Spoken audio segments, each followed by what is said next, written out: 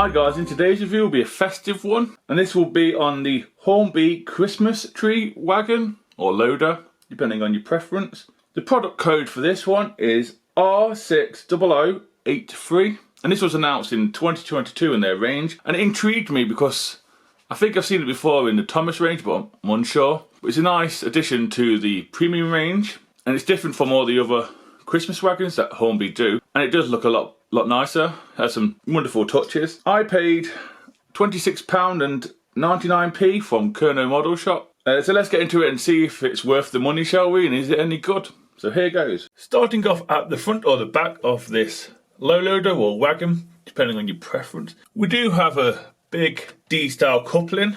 I don't mind them. It's in black. We also have some buffers that are plastic in black. There's no buffer beams as such.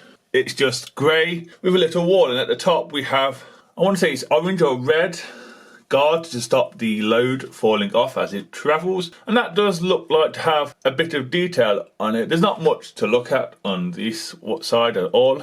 As we do a look at the side of this wagon, some of the stuff I will get wrong because it's a little bit modern for my standards of rolling stock that I like to collect. On the side of this wagon we do have some supports at the side that go up. If you just get your fingernail under and lift them up, that's how it's done. They are in orange or red. I do believe there's a handle, or it could be a handbrake. I think it's more of a handle to make a move in real life, and that does have a spring that's on the centre of the wagon. We also have some tamper printed stuff, and it's legible to the naked eye, but I forgot what most of it says. I do believe at one end it does tell you not to basically loose shunt this wagon, and I think it also told you the tons it's allowed and all the rest of that sort of stuff and where to bring it back to. We also have some brake shoes by the looks of it. We also have some metal wheels as well, the axles and all the rest of that good stuff. Now we move on to the top of the wagon, or the flatbed as I want to call it. On here we do have some wood effects going on in sections. We also have some slots for where you put the Christmas tree on it, so it doesn't move around. You can also, like I said, move them supports up to help it, to stop it from falling off. There is quite a lot of detail on top, but once you put the tree on, you're not going to see it, but it's there, and you can also take the tree off, as you can tell from this view.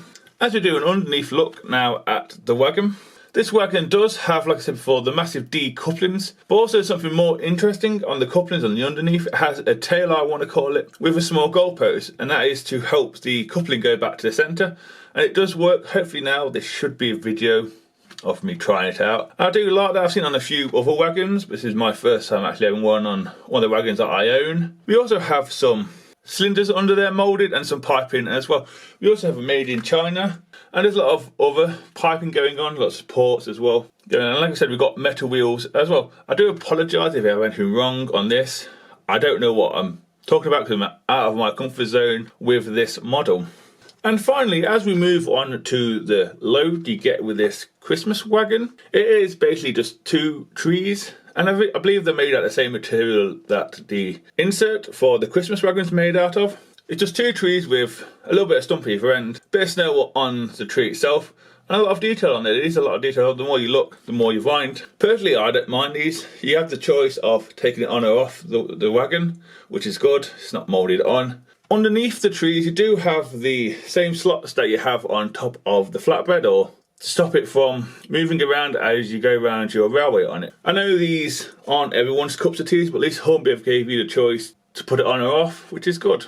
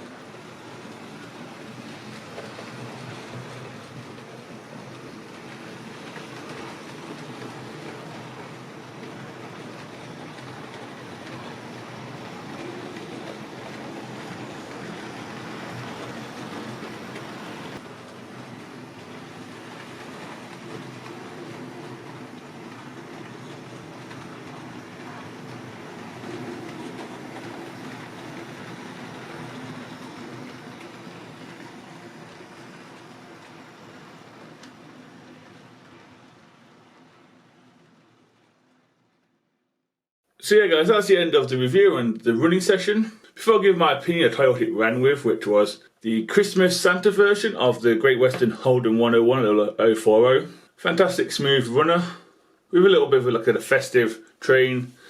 And then we had, as you can tell, we had the Fowler 4P without the tree. I know the Fowler 4P is a passenger locomotive, but it quite suits a freight, if I'm honest with you. Like I said, I paid £26.99 from Kerno Model Shop. If you were to buy these direct from the manufacturer, which is Hornby, you'll be paying about £29.49, which again isn't a bad price this day and age.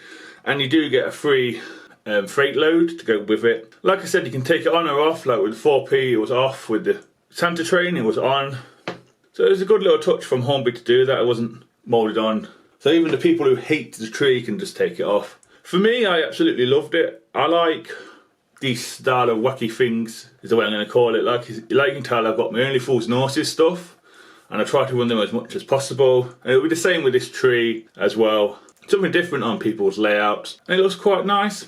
Like I said, the carrier or flatbed is a little modern for me, so I might have got a few things wrong and that I was really at my comfort zone. But that does have tons of details and features for adults and kids, if I'm honest with you. Both prices are pretty good actually. Yeah, I can't argue with the prices, they were pretty good. For me, this is a big thumbs up.